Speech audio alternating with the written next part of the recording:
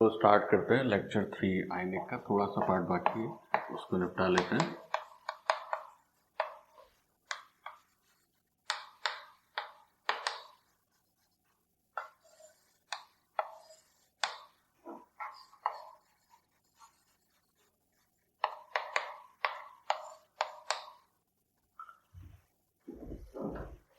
पिछली क्लास में हम लोग पढ़ रहे थे कि पॉलीप्रोटिक एसिड के उसके सॉल्यूशन का पीएच कैसे निकालते हैं। तो जरा इसमें एक क्वेश्चन कर लिया जाए।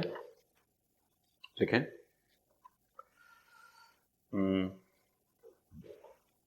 क्वेश्चन दे रखा है अपने पास कि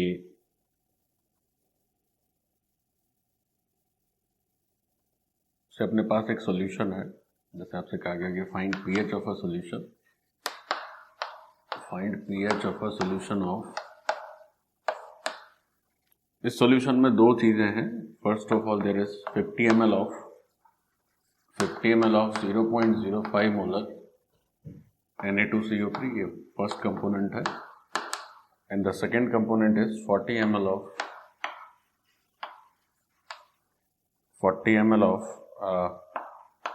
0.1 molar HCl, this is the second component. और हमें क्या क्या दे रखा है, गिवन है अपने पास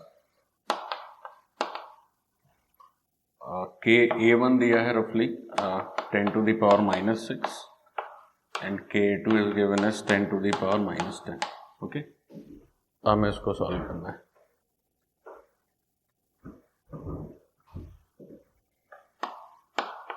देखिए क्या होगा। अब यहां पर क्या है कि सबसे पहले तो एक ये सॉल्ट देख रहे हैं आप Na2CO3, और दूसरा क्या है एसिड। तो सबसे पहले क्या होगा, जब हम इन दोनों सॉल्यूशंस को आपस में मिक्स करेंगे, देन व्हाट विल हैपन कि सबसे पहले ये सॉल्ट और ये एसिड आपस में रिएक्ट करेंगे। तो क्या नजर आएगा हम लोग को, तो हम लिखते हैं Na2CO3। अब आप Na2CO3 लिखना चाहें या केवल CO3 2- से भी काम चला सकते हैं, क्योंकि Na2CO3 तो एक्वस फॉर्म में अपने आयंस में तुरंत ब्रेक हो जाएगा। तो CO3 2- और ये किसके साथ रिएक्ट करेगा, एसिड के साथ। तब देखें क्या होगा। अभी अगर ये एसिड है तो ये हिस्सा या ये आयन किसकी तरह काम करेगा, बेसिकली बेस की तरह, है ना। और जब बेस की तरह काम करेगा तो ये H+ को रिसीव करेगा। अब अगर थोड़ा और ध्यान से देखें तो ये जो सॉल्ट है वो किसका है, ये H2CO3 का सॉल्ट है। लेकिन अब ये बना है Na2CO3, तो जब H2CO3 को आयनाइज करेंगे हम लोग वाटर में, तो ये दो स्टेप में आयनाइज होता है। दो स्टेप में कैसे, पहला स्टेप होगा इसका जब HCO3- बनेगा, और दूसरे स्टेप में ये CO3 2- बनेगा। तो जब ये H+ को रिसीव करेगा तो भी दो स्टेप में करेगा। सो इन फर्स्ट स्टेप हमारे पास दिखेगा HCO3- और Cl-। ओके, यहाँ पर 2- चार्ज था तो वहां भी दो माइनस चार्ज आ गए। अच्छा, एक स्टेप ये हो गया इसका। और जो दूसरा स्टेप है, बेस में यहां लिख देता हूं पर। अब जब ये जो HCO3- बन के तैयार है, अब अगेन या ये नहीं, पहले देख लेते हैं कि कितना क्या क्या बच रहा। हो सकता है ये HCl पूरा ही कंज्यूम हो जाए। तो क्या दिखेगा, अच्छा ये रिएक्शन कराने से भी पहले हमें क्या करना चाहिए था। सबसे पहले अगर केवल एक ही सॉल्यूशन रहता तब तो ये 0.05 मोलर है, लेकिन अब क्या हुआ है कि दो सॉल्यूशन है, तो हमारे पास नए कंसंट्रेशन आएंगे। तो नए कंसंट्रेशन कैसे आएंगे, हम लिखेंगे Na2CO3 का नया कंसंट्रेशन। उसका नया कंसंट्रेशन क्या लिखोगे, 50 इंटू 0.05 और डिवीजन में टोटल वॉल्यूम अब क्या हो जाएगा 90, है ना। 40 इसका और 50 इसका। सिमिलरली जो HCl का नया कंसंट्रेशन आएगा, वो नया कंसंट्रेशन कैसे लिखेंगे, वो लिखेंगे 40 इंटू 0.1 और डिवीजन में 90। So this is 0.25/9. This is the new concentration for Na2CO3 or CO3 2-, and for HCl the new concentration is 0.4/9. This much more. This is the new concentration for HCl. Okay. अब क्या हुआ है कि ये जो CO3 2- है, ये हमारे पास कितना दे रखा है 0.25/9 और ये HCl कितना दे रखा है 0.4/9। तो अगर ये 0.25/9 है, ये 0.4/9 है, आपस में रिएक्ट करेंगे डेफिनेटली। जब रिएक्ट करेंगे तो क्या होगा, जो थोड़ा सा कम होगा, जो लिमिटिंग होगा, वो पूरा खर्च हो जाना है। जब ये पूरा खर्च हो जाएगा तो ये 0 रहेगा। ये कितना बच जाएगा अपने पास 0.4/9 माइनस 0.25/9 और ये जो HCO3 माइनस बनेगा दिस विल बी 0.25/9। ओके, सो ये कितना रह गया 0.15/9। अब देखिए जरा ध्यान से क्या हो रहा है। हमारे पास शुरुआत में CO3 2 माइनस और HCl हुआ करता था। अब ये आपस में रिएक्ट कर गए तो CO3 2 माइनस पूरा कंज्यूम हो गया। हमारे हाथ में क्या बच रहा है, कुछ HCl और कुछ HCO3 माइनस, है ना। तो हम लोग क्या करेंगे, नाउ वी हैव ओनली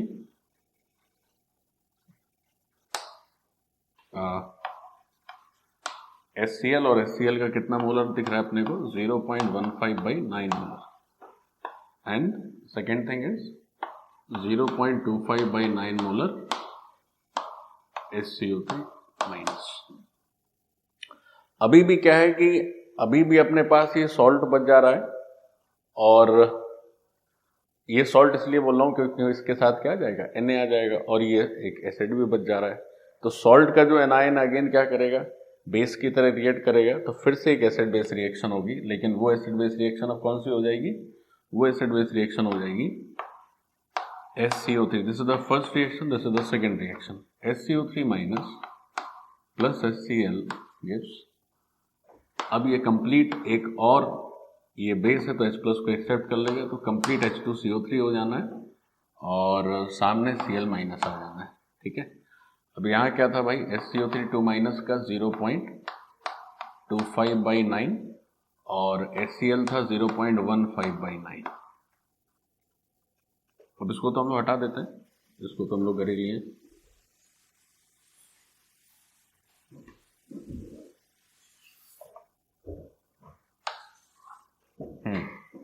तो अब ये जो HCl 0.15/9 है, ये पूरा का पूरा कंज्यूम हो जाना है और यहाँ बच जाना है 0.1/9 और ये आ जाना है 0.15/9। ठीक, तो अपने हाथ में अब क्या आ गया, अपने हाथ में देखो क्या क्या दिख रहा है। नाउ वी हैव, एक तो ये दिख रहा है जो कि क्या है, एक वीक एसिड, और कुछ हिस्सा ये भी दिख रहा है, ये क्या है, वीक एसिड और स्ट्रॉन्ग बेस का सॉल्ट, है ना। मतलब हमारे पास क्या क्या आ जा रहा है, हमारे पास आ जा रहा है, now we have finally 0.15/9 molar of a weak acid H2CO3, it's a weak acid, and next thing is 0.1/9 molar of NaHCO3 which is salt। ठीक, तो इसका मतलब क्या हुआ कि हमारे पास अब क्या बन के आ गया फाइनल सॉल्यूशन, ये कैसा नेचर रखेगा, अभी एक बफर सॉल्यूशन है। और कैसा बफर है, एसिडिक बफर, वीक एसिड और उसके सॉल्ट का एसिडिक बफर, है ना। मतलब ये क्या हो गया हमारा एसिडिक बफर। अब एसिडिक बफर हो गया तो उसका पीएच निकालना हमारे लिए दाएं हाथ का काम है, दाहिनी बाएं हाथ का काम है। pKa2 लिखेंगे। अच्छा देखो, पहले तो pKa लिखा रहने दो, प्लस लॉग बेस में क्या लिखते हैं हम लोग, सॉल्ट का क्या है 0.1/9 और फिर नीचे क्या लिखते हैं उसका एसिड, तो 0.15/9। अब देखें, अभी तक पिछली क्लासेस में हमने जो पढ़ा है, तो हमारा जो ये एसिड रहता है उसका Ka लिखा जाता है, यानी उसका आयनाइजेशन कांस्टेंट। तो ये H2CO3 है, तो उसका जब आयनाइजेशन होगा तो that will be the first ionization, मतलब हम लोग यहाँ पर क्या लिखेंगे pKa1। तो इसी के साथ आपका ये क्वेश्चन ओवर हो गया। अब देखो जरा, इस क्वेश्चन में थोड़ा सा और वेरिएशन हो सकता था। क्या क्या हो सकता था, जो पहली रिएक्शन थी, ये क्वेश्चन कंप्लीट हो चुका है, हम लोग थोड़ा और जरा इसको एक्सप्लोर करें, व्हाट कैन मोर हैपन। हमारे पास शुरुआत में CO3 2 माइनस हुआ करता है, इस क्वेश्चन के अकॉर्डिंग, और HCl भी था, और हमने उससे क्या बनाया, हमने बनाया HCO3 माइनस और Cl माइनस। ठीक है, जरा समझिए ध्यान से। इस क्वेश्चन में क्या हुआ कि during the course of reaction हमारा ये जो कार्बोनेट आयन है ये पूरा कंज्यूम हो गया इस रिएक्शन में। तो पहली रिएक्शन के बाद हमारे हाथ में क्या रह जाता है, ये बाइकार्बोनेट आयन और एसिड, जो आपस में फिर से रिएक्ट करते हैं और ये H2CO3 बना देते हैं। ठीक, अब मान लीजिए ऐसा भी हो सकता था, क्या होता कि मान लीजिए इसका भी कंसंट्रेशन C रहता और इसका भी कंसंट्रेशन C रहता। तो अगर ये दोनों C रहते तो जब रिएक्ट होता है तो दोनों आपस में means both are limiting, then both will be get consumed, और यहाँ केवल C मिल जाता, यहाँ केवल क्या मिल जाता, C। तो अगर केवल ये C ही दिखता तब फिर हमारा जो सॉल्यूशन आता फाइनली, उसमें हमारे पास क्या रहता, now we have C molar solution of HCO3 minus या C molar solution of NaHCO3। तो ये क्या होता है, एक सॉल्ट का सॉल्यूशन है।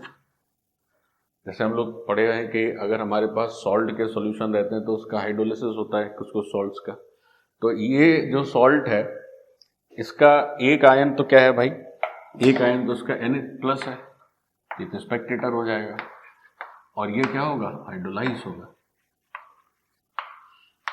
और ये जब हाइड्रोलाइज होगा तो फिर इसके अकॉर्डिंगली हम लोग pH करेंगे।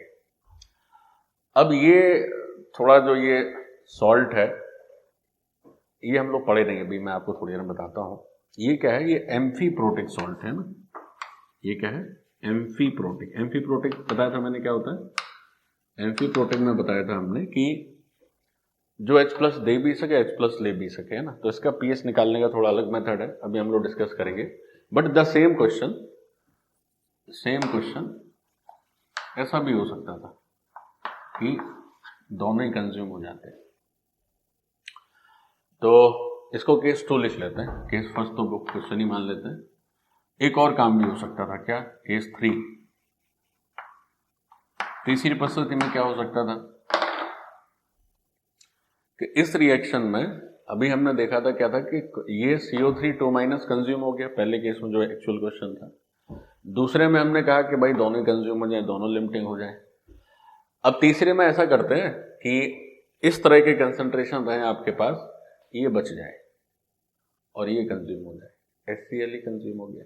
तब क्या हुआ, तब देखिए क्या हुआ, CO3 2- और HCl, means this can also be one of the possibility, HCO3 2- and Cl-। अब क्या हुआ कि इसे हमने कहा कि भाई ये C था और इसको कुछ मान लेते हैं, ये D है मान लो, ठीक है। क्या बात हो रही थी, क्या बताना चाह रहा था मैं, ये कंज्यूम हो जाए, ये रह जाए, तो क्या होगा, तो मान लेते हैं इसका मतलब ये हुआ कि जो C है वो D से बड़ा है। तो यहाँ C- D होगा, यहाँ 0 हो जाएगा और यहाँ पर भी D हो जाएगा, है ना। तब क्या हुआ भाई, अब अपने पास जो फाइनल सॉल्यूशन आया, शुरुआत में तो एक सॉल्यूशन इसका भी था, एक सॉल्यूशन इसका था, दोनों सॉल्यूशन को हमने आपस में मिलाया तो वो दोनों आपस में रिएक्ट किए। रिएक्ट करने के दौरान क्या रिजल्ट आया कि HCl गायब हो गया। अब HCl गायब हो गया, अब हमारे हाथ में दो सॉल्ट आ गए।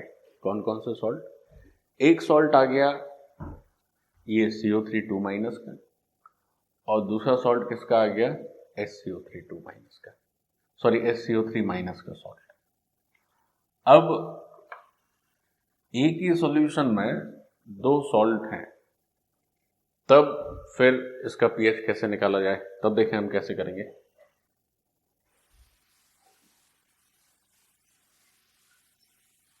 इस साइड लिख रहा हूं मैं। अब क्या होगा बच्चों, जरा ध्यान से देखो, ये जो CO3 2- है, अब HCl तो रहा नहीं, केवल सॉल्यूट के नाम पर एक ये सॉल्ट दिख रहा है, एक ये भी सॉल्ट दिख रहा है। समझ रहे हैं ना अब क्या हो रहा है कि अब ये पूरा कंज्यूम हो गया एसिड, केवल 2 सॉल्ट दिख रहा है। तो क्या होगा, अच्छा अब सॉल्ट में भी क्या है, ये दोनों एक ही एसिड के डेरिवेटिव है। एक बार जब H प्लस रिलीज होता है तो ये नजर आता है, इससे एक बार और H प्लस रिलीज हो जाता है तो ये नजर आ जाता है ना। तो दोनों ही चीजें नजर आ रही हैं हमको। तब क्या होगा, और इन दोनों का ही अब हाइड्रोलिसिस होगा। अब इनका हाइड्रोलिसिस कैसे होगा, अच्छा इसके साथ साथ जो पॉजिटिव वाला आयन रहेगा वो क्या है, सोडियम है, Na।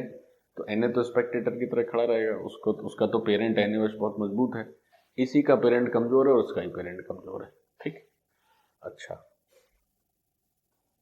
एक चीज और भी बात करी जाए कि आपसे पूछा है कि किसका हाइड्रोलिसिस ज्यादा होगा, तो आप कहेंगे कि सर जिसका पेरेंट कमजोर है उसका हाइड्रोलिसिस ज्यादा होगा, है ना।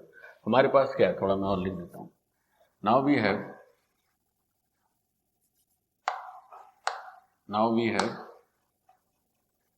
2 सॉल्ट्स।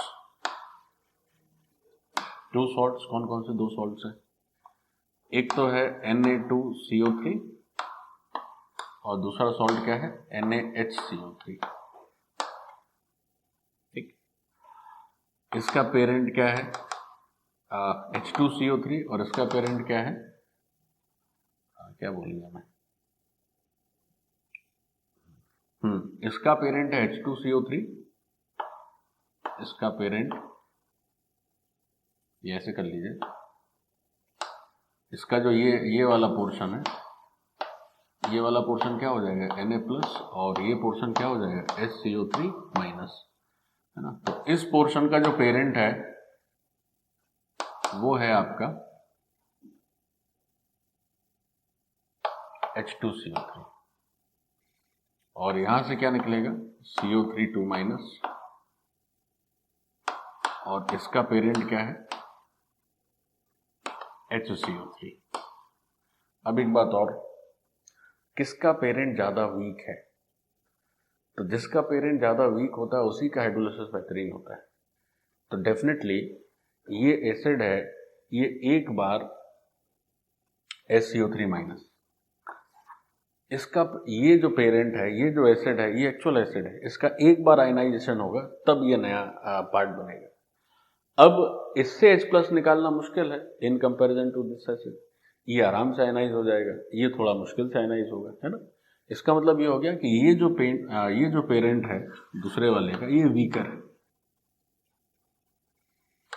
तो इन दोनों सॉल्ट में किसका हाइड्रोलिसिस ज्यादा अच्छा होगा, तो आप कहेंगे कि सर ये CO3 2 माइनस है, इसका हाइड्रोलिसिस ज्यादा अच्छा होगा, है ना। तो क्या कहेंगे हम लोग, CO3 2 माइनस का जो हाइड्रोलिसिस है वो बेटर हाइड्रोलिसिस होगा, इसका बेटर हाइड्रोलिसिस। अच्छा अभी मैंने आपको थोड़ी देर पहले बताया था कि ये जो HCO3 माइनस है ये एक एम्फीप्रोटिक सॉल्ट है, इसका पीएच का तरीका अलग है सॉल्व करने का।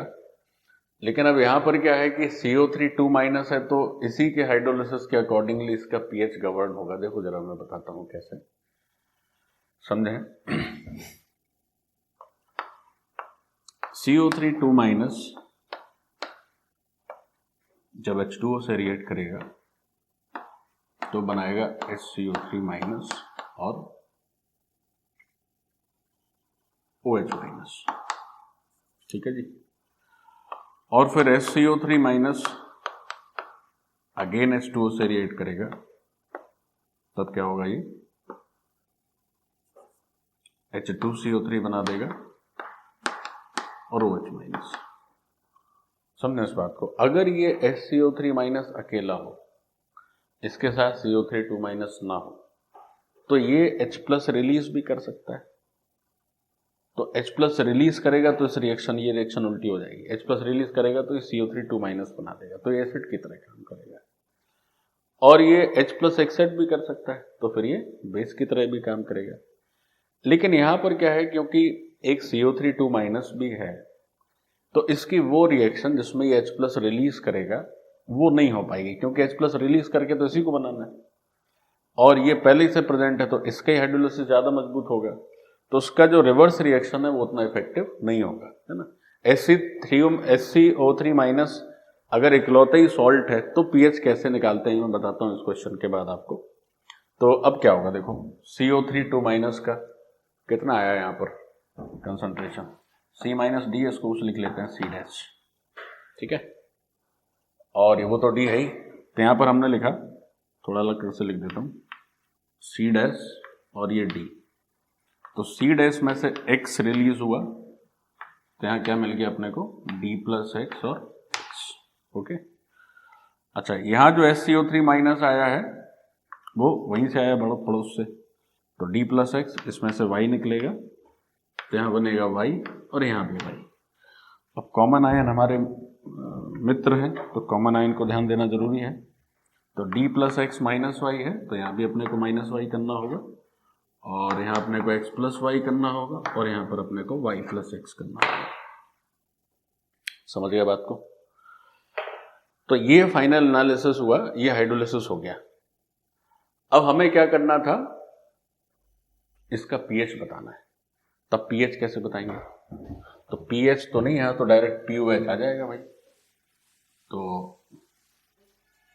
क्योंकि OH माइनस आयंस है, तो हमारा जो POH लिखा जाएगा वो क्या लिखा जाएगा, माइनस लॉग बेस में 10, और OH माइनस का कंसंट्रेशन क्या देख पा रहे हैं, X प्लस वाई, ठीक है। तो ये पीओएच हो गया, और फिर इसी से हम लोग पीएच भी बता सकते हैं। अब बात हो गई कि ये एक्स वाई कहां से आए, अब ये बताना ही बहुत ईजी है। कैसे, इसके लिए हम लोग क्या लिखेंगे, ये हो जाएगा अपना KH2, तो KH2 क्या हो जाएगा, KW बाई Ka2, जैसे हम लोग करते आते हैं, क्योंकि ये सेकेंड आयनाइजेशन होगा। और दिस विल बी KH1, तो ये क्या होगा, KW बाई Ka1, ठीक है। तो क्या लिखा जाएगा फिर, x और y के लिए क्या करेंगे हम लोग, KW बाई Ka2, क्या रिजल्ट देंगे, x plus y, OH minus के चलते जो आया है, और ये हो जाएगा D plus x minus y, और डिनोमिनेटर में क्या लिख देंगे हम लोग, C डैश माइनस एक्स। एक चीज हो गई। दूसरी चीज KW by KA1, KW by KA1 क्या लिखेंगे, y into x plus Y,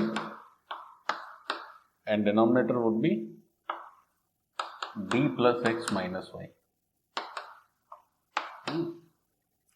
अब फिर वही चीज है कि अगर ये बहुत छोटे छोटे हैं, मीन्स KH1 और KH2 अगर 10 टू दी पावर माइनस 5 के ऑर्डर का है, और KH1 KH2 से बहुत छोटा है, तो फिर वो जो अप्रोक्सीमेशन नेचुरल होते हैं वो हम लोग अप्लाई कर देते हैं। वो अप्रोक्सीमेशन क्या हो जाएगा, ये x और y की में y 0 हो जाएगा, है ना, ये d के कंपैरिजन में 0 हो जाने, यहाँ पर ये 0 हो जाना, यहाँ पर ये 0 हो जाना है, और ये C minus C dash minus x में ये x गायब हो जाना है। तो ये यहाँ से रिजल्ट आ जाएगा finally x into D by C dash, so we will get the value of x, and from here it will be x into y by D. तो x को यहाँ से रिप्लेस करने से we will get the value of y। तो अपने पास x और y आ गया, तो POH की वैल्यू आ गई। POH आने से क्या होगा, फिर pH भी आ जाएगा। तो ये तो बात रही। तो इस क्वेश्चन को हमने देखो 3 अलग अलग वैरायटी से सॉल्व कर लिया। एक बार क्या बच रहा है, एक बार जब CO3 माइनस जो एक्चुअल क्वेश्चन था वो पूरा CO3 2 माइनस पूरा अगर कंज्यूम्ड हो गया, तो अपने पास क्या बचेगा, SCO3 माइनस HCl। फिर वो आपस में रिएक्ट करेंगे, तो एक तो वो हमने देखा। फिर एक बार देखा जब ये दोनों ही पूरे कंज्यूम हो जाए, जो हम एक्चुअल सॉल्यूशन डाल रहे थे, तब फिर क्या बनेगा, केवल एक एम्फीप्रोटिक सॉल्ट का सॉल्यूशन। और ये जो तीसरा केस है ये थोड़ा ज़्यादा भारी हो गया, बट इट कैन बी, है ना। आपको सब चीज़ें आनी चाहिए, तभी आप अच्छा स्कोर कर सकते हैं। सो दिस इज ये पॉलीप्रोटिक सॉल्ट का हाइड्रोलिसिस हम लोग पढ़े अभी। कोई भी क्वेश्चन आएगा तो आप ऐसे ही कर पाते हैं। अब नेक्स्ट आर्टिकल है, in fact the last article,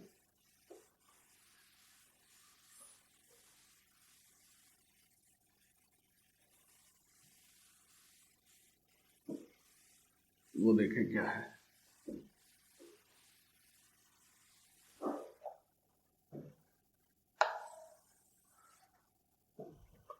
next article है pH of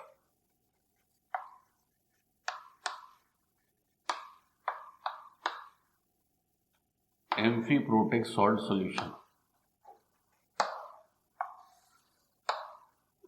pH of amphiprotic salt solution. देखिए जरा इसका मतलब क्या है। इस सॉल्यूशन का pH बताना है तो कैसे करेंगे हम लोग। जैसे आपसे कहा गया कि से पिछले ही वाला सॉल्ट देख लेते हैं। जैसे कहा गया कि find pH of C molar solution of SCO3 minus. तो पहले तो हम क्या करते हैं, आपको इसका एक डायरेक्ट फॉर्मूला बताते हैं, है ना। और वो डायरेक्ट फॉर्मूले से आप लोग आंसर लिख सकते हैं, फिर उसका हम प्रूफ भी करा देते हैं कैसे होता है। But again formula is more important because it will give you marks in the exam. तो प्रूफ आपकी अपनी समझ के लिए है कि ये कैसे जनरेट होता है फॉर्मूला। तो ये क्वेश्चन अगर एग्जाम में आए, अच्छा और क्या रहेगा इसमें, गिवन रहेगा अपने को Ka1 and Ka2 for H2CO3। ये जो सॉल्ट का एनाइन है ये किस एसिड का डेरिवेटिव है, H2CO3, इसी से तो ये जनरेट हुआ है। तो इसका अपने को Ka1 और Ka2 दिया रहेगा। अब देखिए जरा सॉल्यूशन कि हम लोग कैसे इसका pH बता पाते हैं। इसका pH लिखने का तरीका है pH इज इक्वल टू, पहले मैं आपको ना एक जुगाड़ बता देता हूं जिससे कि आप तुरंत आंसर लिख पाए। और इसका आंसर एक लाइन में आता है, इर्रेस्पेक्टिव ऑफ ये क्या कहते हैं C क्या है, इससे कोई लेना देना नहीं। इसका pH हम लोग लिखते हैं, ये जो एम्फीप्रोटिक सॉल्ट है ये H प्लस रिलीज भी कर सकता है, एक्सेप्ट भी कर सकता है। तो ये जो इसको पहले आप रिलीज कराइए, तो H प्लस रिलीज करेगा। तो जब H प्लस रिलीज करेगा तो वो क्या होगा, इस H2CO3 का सेकेंड आयनाइजेशन होगा। H2CO3 से एक बार H प्लस निकला तो SCO3 माइनस बना, this is the first ionization. एक बार H प्लस और निकला तब फिर क्या बनेगा, CO3 minus, that is the second ionization. तो pH क्या आ जाएगा, तो सबसे पहले हम लोग लिखेंगे जो सेकेंड आयनाइजेशन है उसके रिस्पेक्ट का pK, तो दिस विल बी pKa2। मतलब जब ये एसिड की तरह बिहेव करेगा तब जो आयनिक कांस्टेंट आएगा उसके रिस्पेक्ट में pK लिखना है। और एक इसके ठीक इमीडिएट पीछे का मतलब pKa1, और इन दोनों का whole divided by 2, this is the pH, this is the pH, है ना। ये pH हो गया आपका। जैसे एक और एग्जांपल मान लीजिए कहा जाए pH ऑफ से HPO4 माइनस सॉल्यूशन। तो इसका आंसर क्या होगा, मैंने क्या बताया। अब देखो क्या ये एम्फीप्रोटिक है, बिल्कुल है, क्योंकि एक H प्लस दे भी सकता है, ले भी सकता है। तो सबसे पहले क्या करो कि इससे एक H प्लस रिलीज कराइए। जब आप H प्लस रिलीज कराएंगे तो फॉस्फेट आयन बनेगा। तो वो H प्लस के रिलीज होने का जो प्रोसेस है ये किस एसिड का डेरिवेटिव है, H3PO4 का। तो H3PO4 से एक H निकला तो फर्स्ट आयनाइजेशन हो गया, दूसरा H निकला सेकेंड आयनाइजेशन हो गया। मतलब ये दूसरे सेकेंड आयनाइजेशन का ये प्रोडक्ट है HPO4 माइनस। अब जब इससे तीसरा H निकलेगा तो वो थर्ड आयनाइजेशन होगा। तो हम लोग क्या लिखेंगे, pKa2 सॉरी 3, और एक इससे ठीक मिलेगा pKa2। मतलब एक वो वाला आयनाइजेशन जिससे कि इसका फॉर्मेशन हो बाई 2। तो दिस इज द pH, है ना। तो आपको क्या दिमाग में रखना है हमेशा कि दिस इज फॉर इस एसिडिक नेचर, है ना, this is for acidic nature and this is your step 1, this is your step 1 and this is for basic nature, this is for basic nature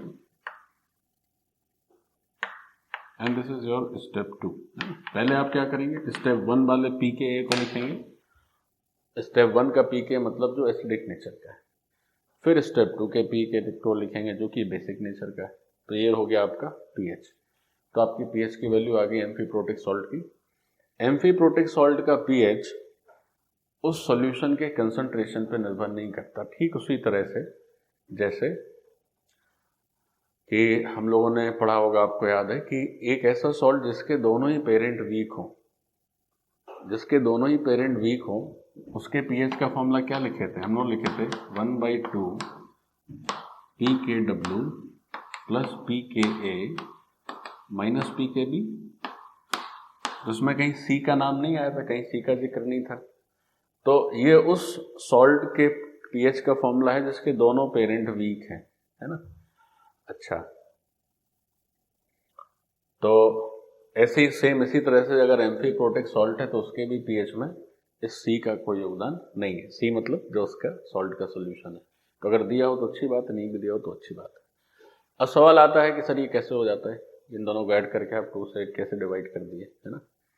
तो मैं इसका प्रूफ आपको बताता हूं, but आपको तो ये फॉर्मूला याद रखना है so that you can score in your examination whatever you are appearing for. And if someone ask the proof, या फिर आपके खुद के अंडरस्टैंडिंग के लिए, तो मैं आपको बताता हूँ। देखें क्या होता है proof.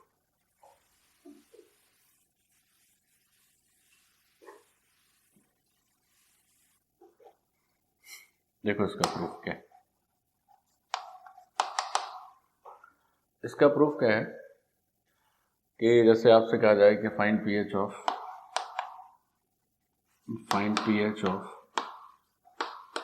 C molar HA minus solution. Find pH of C molar HA minus solution, है ना। अभी एम्फीप्रोटिक क्यों है? बहुत ही इसका आसान है समझना। इसलिए एम्फीप्रोटिक है because it can give 2 type of reaction. एक तो ऐसे भी रिएक्शन दे सकते हैं, उसमें ये A2 माइनस बना दे और H प्लस बना दे, means it is acting as a acid, and it can also act as an base. वो कैसे करेगा? ये वाटर के साथ जब रिएक्ट करेगा तो H2A भी बना सकता है और OH माइनस रिलीज कर सकता है। तो 2 तरह की रिएक्शन ये दे सकता है। मतलब यहाँ पर ये किसकी तरह रिएक्ट कर रहा है? बेस की तरह। और ऊपर किसकी तरह रिएक्ट कर रहा है? एसिड की तरह। अब अगर ये एसिड है, अच्छा इसका C मोलर था शुरुआत में, तो जरा इनके देख लें क्या होगी, किस तरह से कंसंट्रेशन लिखे जाएंगे। शुरुआत में C है, तो जब एसिड की तरह रिएक्ट किया तो मैंने कहा C में से, मान के चलिए C में से इसका X हिस्सा डिसोसिएट हो गया, तो यहाँ पर X आएगा और यहाँ भी X आएगा। और जब ये बेस की तरह होगा तो C में से मान लेते हैं इसका Y हिस्सा डिसोसिएट हो गया, तो यहाँ भी Y आ गया और यहाँ भी Y आ गया।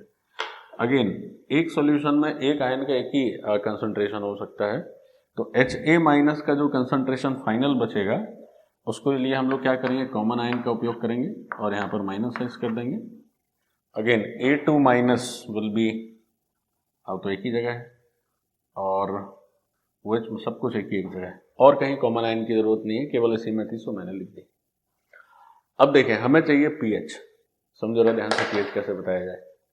और डेफिनेटली इसमें एक चीज और भी रहेगी, हमें गिवन रहेगा, क्या क्या गिवन रहेगा? हमारे पास KA1 रहेगा एंड KA2 रहेगा, किसका? H2A का, जो मेन एसिड है जिससे ये बन के आया है एनाइन। अब देखिए क्या हुआ कि जब HA माइनस ने एसिड की तरह काम किया, या इसके हाइड्रोलिसिस में ये एसिड की तरह काम किया और यहाँ बेस की तरह काम किया, तो यहाँ से H प्लस रिलीज हुआ, यहाँ से OH माइनस रिलीज हुआ। अब आप ये समझिए कि कुछ H प्लस OH माइनस से रिएक्ट होके वो वाटर के मॉलिक्यूल में कन्वर्ट हो जाएगा और कुछ H प्लस बच जाएगा फाइनली। जैसे मैंने कहा, एक एग्जांपल आपको बता रहा हूँ कि मान लीजिए इसका 0.1 मोलर कंसंट्रेशन आ गया सॉल्यूशन में H प्लस का इस रिएक्शन के चलते, और ये आ गया 0.05 मोलर कंसंट्रेशन, तो अपने पास जो नेट H प्लस बचेगा वो 0.1 में से 0.05 को हमें सब्ट्रैक्ट करना होगा, तो कितना बच जाएगा? बचेगा 0.05 मोलर। और वो जो 0.05 मोलर इसका और 0.05 मोलर इसका कन्वर्ट होके क्या बना देंगे, वाटर का मॉलिक्यूल बना देंगे which is a neutral substance. तो पीएच पे उसका कोई मतलब नहीं रहेगा। तो पीएच का जो पीएच किससे डिफाइन होगा, इन दोनों के डिफरेंस से, है ना। तो हम लोग क्या लिखेंगे कि H प्लस का जो नेट कंसंट्रेशन है वो X माइनस वाई है, या हम कहें कि ये जो pH है सॉल्यूशन का वो pH है माइनस लॉग बेस में 10 और X माइनस वाई। अब इसके आगे देखो क्या होगा। अच्छा, ये तो एक बात हो गई। अच्छा, ये Ka1 जरा लिख लेते हैं। Ka1 क्या होगा, Ka1 का मतलब क्या हुआ, इस H2A का फर्स्ट डिसोसिएशन। फर्स्ट डिसोसिएशन होगा तो क्या मिलेगा अपने को, Ha माइनस एक H प्लस निकलेगा और नीचे क्या आएगा H2A।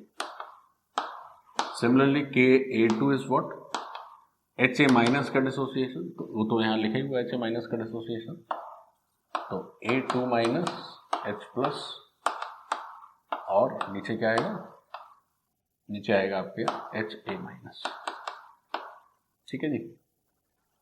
अब जरा ध्यान से समझ लीजिए क्या है ये जो Ha माइनस है। अच्छा चलो ठीक है, अब हम क्या करते हैं, हमें ये K1 K2 दे रखे, हमारे पास C भी दिया हुआ है, X और Y के बारे में हमें जानकारी नहीं है, K1 K2 तो दे रखे हैं। चलो ठीक है, क्या किया जाए, हमें तो X की वैल्यू चाहिए भाई और हमें Y की भी वैल्यू चाहिए, तभी हमारा काम चले। कैसे करें, क्या किया जाए।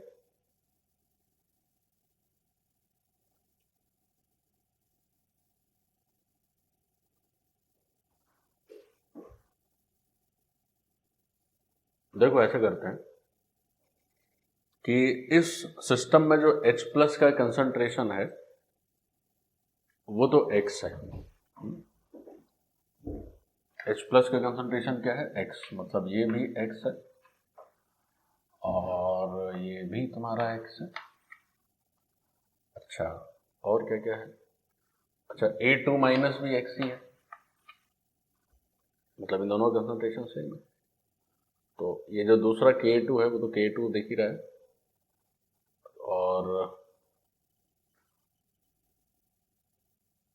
Ha माइनस, अच्छा हमें Y भी चाहिए है ना, तो Y का क्या किया जाए।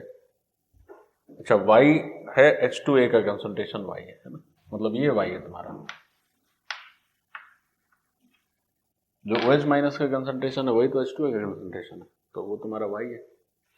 चलो अच्छा ठीक, क्या करते हैं, इसको बना देंगे वैसे, यहां से Y की वैल्यू लिखते हैं, तो Y क्या आ गया, Ha minus into H plus divided by, again this is only for, ये काफ़ी लंबा चौड़ा है तो आपको ये याद रहे तो बहुत बढ़िया बात है, नहीं भी याद रहे तो भी अच्छी बात है, रिजल्ट याद रहना चाहिए। और यहाँ से क्या आ जाएगा, यहाँ से जो तुम X लिखोगे वो क्या लिख दोगे, Ka2 इंटू Ha माइनस, और ये तो एक्स स्क्वायर ही है ना, तो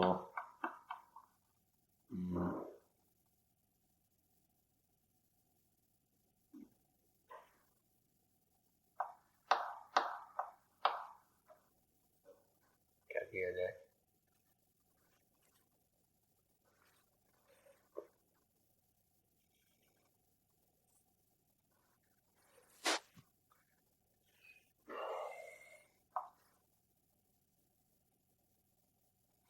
अच्छा यहाँ पर तुम क्या करो, नीचे H प्लस लिखा रहने दो, है ना, एक एक्स को नीचे उतार देते हैं, देखते हैं इससे क्या होगा। तो ये अपने पास x आ गया भाई और ये आ गया y, तो अगर हम x माइनस वाई करते हैं, ये ऐसे क्या करना है, सीधा पूरा ही पूरा लिख लेते हैं, इसको भी हम ना x के टर्म्स में लिख देते हैं, ये तो x है और यहाँ से कितना आ रहा है भाई, x आ जाएगा root over Ka2 into Ha minus, ठीक है। तो x माइनस वाई करना है, x माइनस वाई की वैल्यू लिखनी थी, तो x माइनस वाई कितना हो जाएगा?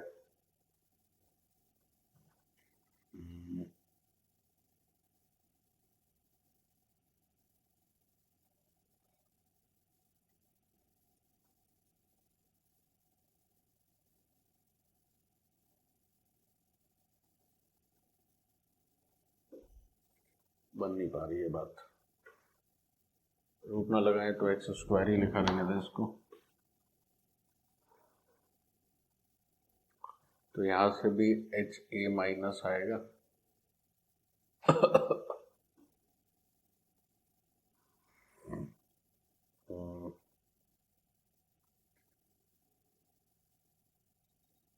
अपने को एक्स और वाई की वैल्यू चाहिए, अपने पास दो इक्वेशन है, दो अननोन है, ठीक तो चल रहा है। अच्छा ठीक है, तो चलो एक्स यहाँ से आ गया, एक्स ही हो गया, ठीक है। तो यहाँ से वाई की वैल्यू क्या आ जाएगी भाई, वो जो एक्स है वो यहाँ रख दीजिए, तो ये हो गया एच ए माइनस, और एक्स की क्या लिखेंगे रूट के अंदर K a two into H A minus, नीचे क्या लिख देंगे के ए वन। अब ठीक है, वो एक्स हो गया, ये वाई हो गया। अब एक्स माइनस वाई जरा लिखा जाए, क्योंकि उसी में लॉग के अंदर उसकी वैल्यू पड़ेगी तब पी एच आएगा। तो एक्स माइनस वाई क्या आएगा, एक्स माइनस वाई में आप ध्यान दीजिए, तो ये जो रूट वाला हिस्सा है कॉमन आ जा रहा है, इसको कॉमन ही लिख लेते हैं, बाहर कर लेते हैं। के टू हो गया और एच ए माइनस हो गया, वहाँ वन आएगा, और यहाँ क्या आ जाएगा जी, एच ए माइनस और के ए वन। ओके, तो